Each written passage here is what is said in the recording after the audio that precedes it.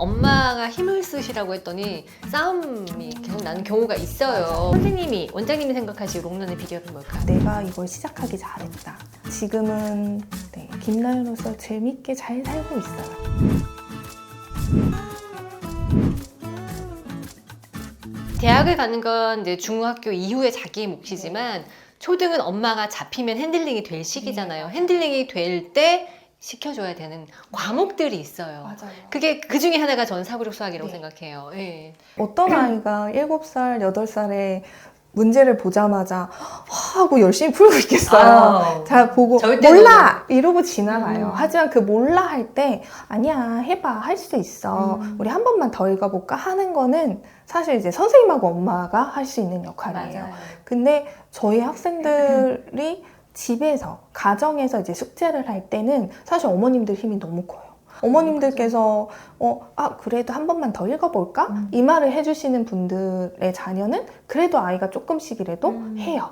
근데 이제 그렇지 않으면 그래 그럼 모르면 선생님한테 가서 묻고 와 이렇게 되면 이제 그 시기를 지났을 때 1년, 2년이 지나면 그 갭은 엄청나게 차이가 나 있어요. 그죠. 네, 그냥 한 번이라도 어릴 때 다시 생각해봐 이렇게 얘기하는 친구들이 2학년, 3학년이 되잖아요.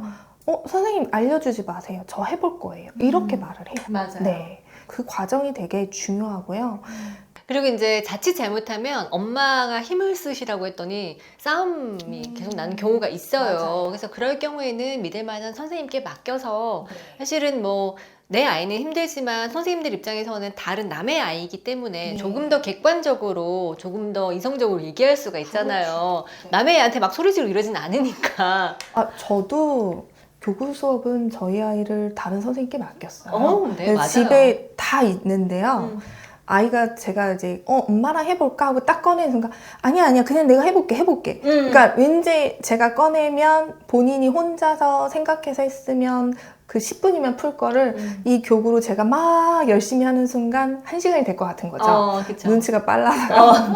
그래서 너는 나랑 교구 수업하면 안 되겠구나 해서 저 역시 저희 아이 7살, 8살에는 그 피사의 다른 분께 잘하셨어요. 맡겼어요. 네, 잘했어요.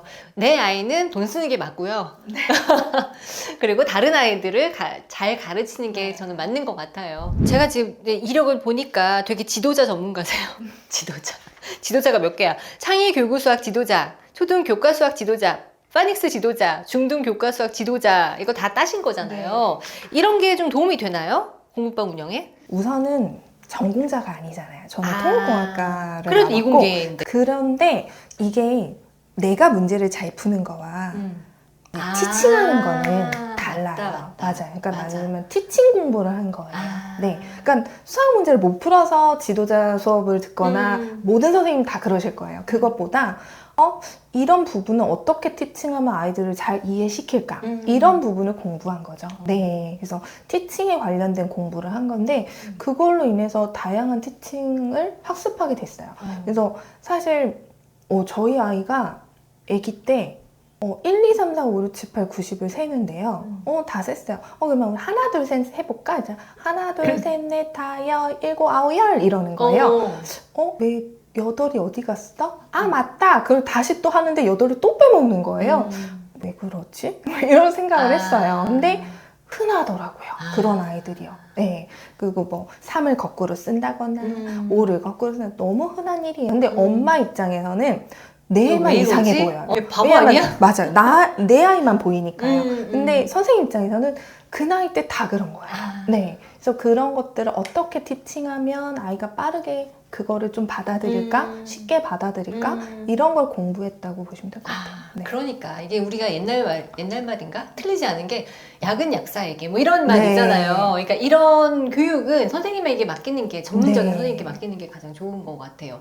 집에서 가정학습 한다고 막 하다가 진짜 애랑 틀어진 경우를 너무 많이 봐가지고 네. 그때 애들이 잘못하면 안 하겠다 그래요. 네, 맞아요. 영어 너무 싫어하게 됐고 수학도 너무 네. 싫어하게 됐다. 뭐 이런 얘기도 하시는데 이게 엄마의 어떤 뭐 책임도 없지 않아 있다. 네. 있을 수 있죠. 그러니까 그리고 내 아이는 못하면 화나요. 와 네. 좀 다른 아이는 못해도 그럴 수 괜찮아. 있어 이렇게 얘기할 수 있는데요. 어머님들도 얘기하세요. 숙제 봐주다가 화가 난다고. 맞아. 그래서 어머니 저도 그래요. 저도 저희 아이한테는 똑같이 화가 나요. 맞아요. 이건 엄마라서 그래요. 맞아요. 기대치가 아무래도 있잖아요. 아우 높죠.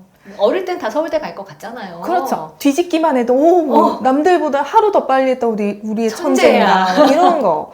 네. 다 똑같아요. 다 똑같아요. 예. 네. 그거 그냥 다 했을 뿐인데 영재 아니야? 뭐 이런 생각 맞아요. 네. 하잖아요. 네. 근데 이제 원장님도 보면 되게 롱런하는 친구들이 많은 교육원인 것 같아요. 자, 그러면 이제 롱런의 비결이 있을 거잖아요. 제가 느끼는 비결도 물론 있지만 원장님이 생각하시는 롱런의 비결은 뭘까요? 우선은 아이들이 되게 수업 오는 걸 즐거워해요. 즐거워하는 네. 이유. 예뻐서? 이제 우선 저희 수업 자체가 다른 수학보다 계속 문제만 푸는 것보다 아이들이 뭔가 했을 때 본인이 그거를 완성하고 성공했다는 그 성취감이 드는 수업이에요. 나 이거 할 줄 아네? 근데 만약 이번에 그게 좀 어려웠어요. 어렵게 성공을 했어요.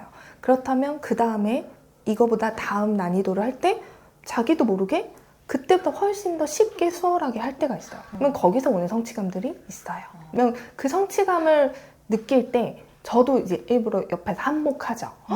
대단해. 이번에 지난번에 우리 3번 생각했는데 이거 한 번만 해결했다? 최고야. 네. 그러면 막 아니에요 뭐 이래요. 네. 하지만 이제 그런 것들이 이 아이한테는 뭔가 성공을 하게 되는 계기가 돼요. 그리고 보통 저희 수업 자체에 그 교재에 있는 게임을 할 때 남자친구들 같은 경우 승부욕이 좀 강한 친구들은 선생님 저 게임 안 해요. 질 것 같아 안 해요. 이렇게 하는 친구들도 있어요. 네, 그러니까 우선 지는 경험을 하는 것보다 그냥 안 하는 걸 선택하겠다는 아이들이 있어요. 그러면 저는 아니 우리는 이기고 지려고 하는 게 아니야. 그게 아니라 우리는 이 게임을 통해서 오늘 배운 게 뭐였지? 그거를 알게 하는 거야. 그러면 즐겁게 한번 해보자. 괜찮아. 그렇게 해서 해요. 그러면 그랬던 친구들이 어느 날 선생님 오늘 게임은 뭐예요? 라고 물어봐요. 오늘 그거예요. 선생님 게임은 이기려고 하는 거 아니죠? 맞아. 그러면 거기서 이기면 또 기쁘고 또 그렇지 않은 경우에도 내가 얻어가는 게 있다는 걸 아이들한테 항상 얘기를 해요. 그러면 그런 수업들 안에서 이 아이들이 괜찮아. 지는 경험도 해봐야 되고요. 사실 실패를 해봐야 성공을 했을 때 훨씬 더 이거에 대한 만족감이 더 크거든요. 그래서 그거에 대한 이야기들을 아이들한테 꼭 해줘요. 네. 그리고 꼭 게임할 때는 매너를 지켜야 된다라는 얘기도 하고요. 그래서 그렇게 조금씩 하다 보면 아이가 우선은 만족감을 느끼니까 어머님들도 우리 아이가 되게 즐거워하네. 그리고 어느 날 이 아이가 숙제를 하는데 혼자 해보겠다고 하고 하는 그런 점에서도 어머님들이 믿고 맡겨주시는 것 같아요. 사실은 이제 게임에 인생이 담겨져 있잖아요. 네. 페어플레이 해야 된다는 것도 있고. 그리고 승부 말씀하셨지만 세상에 질 일이 너무 많아요. 세상 나가면 다져. 그냥 지는 게 밑바탕에 디폴트로 깔려 있는 거죠. 그럼요. 이기는 건 정말 손에 꼽을 정도예요. 이게 뭐 학교도 그렇지만 그래서 이걸 미리 경험해 본다는 것 자체로 전 참 좋은 교육 방법이라고 생각이 돼요. 제가 보기에는 선생님도 사실은 계속 5년 동안 성장을 해오셨어요. 이거를 통해서 나는 이런 교훈이나 되게 깨달음이 있다. 나에게 이 직업은 이런 깨달음을 준다? 하는 게 있다면 어떤 게 있을까요? 사실 시작은 저를 찾기 위한 거였잖아요. 네. 그래서 시작은 나를 찾기 위한 게 그러면서 내 아이 학습에 도움이 되는 것들을 공부하기 시작을 했었고요. 근데 그게 이제 저희 학생들에게 또 갔지요. 네. 그래서 거기서 얻는 깨달음은 아까 말씀드린 것처럼 아이들의 변화? 그래서 그 변화를 볼 때 내가 이걸 시작하기 잘했다. 우리 아이들이 이렇게 변하네? 더 열심히 해야겠다. 그런 거를 이제 느끼고요. 저 역시 계속 갈구하고 있어요. 어떻게 하면 더 아이들을 이해를 잘 시킬 수 있을까? 네. 그래서 그렇게 공부를 하다 보면 오히려 저를 더 잘 찾고 있는 것 같아요. 네. 지금은 김나연으로서 재밌게 잘 살고 있어요. 멋있다. 너무 멋있어요. 네.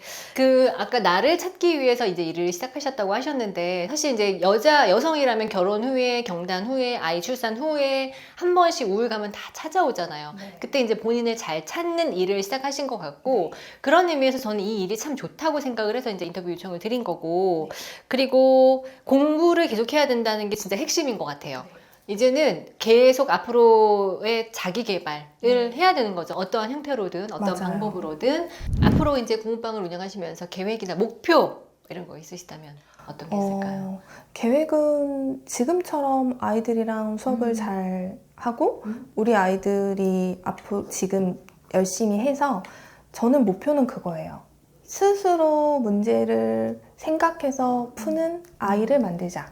네, 사실 수학은 본인이 풀어야 돼요. 네, 맞아요. 누군가가 해주지 않아요. 맞아. 한 문제를 끈질기게 탐구하고 연구해서 그걸 풀어내는 그 기분을 꼭 느꼈으면 좋겠어요. 네, 그래서 그걸 느끼게 만드는 게 저의 목표고요. 네, 그래서 저희 아이들이 그렇게 해서 수학을 즐겁고 좀 재밌다 그렇게 생각하는 아이들로 만드는 게 계획이에요. 야, 진짜 그랬으면 좋겠다. 네, 이런 공부방 원장님들이 세상에 많아요. 동네마다 굉장히 많이 계시고 훌륭하신 분들이신 것 같습니다. 네, 저도 이제 공부방을 운영을 했었지만 비슷한 생각으로 계속 아이들을 대하고 마주하고 가르쳤던 것 같아요.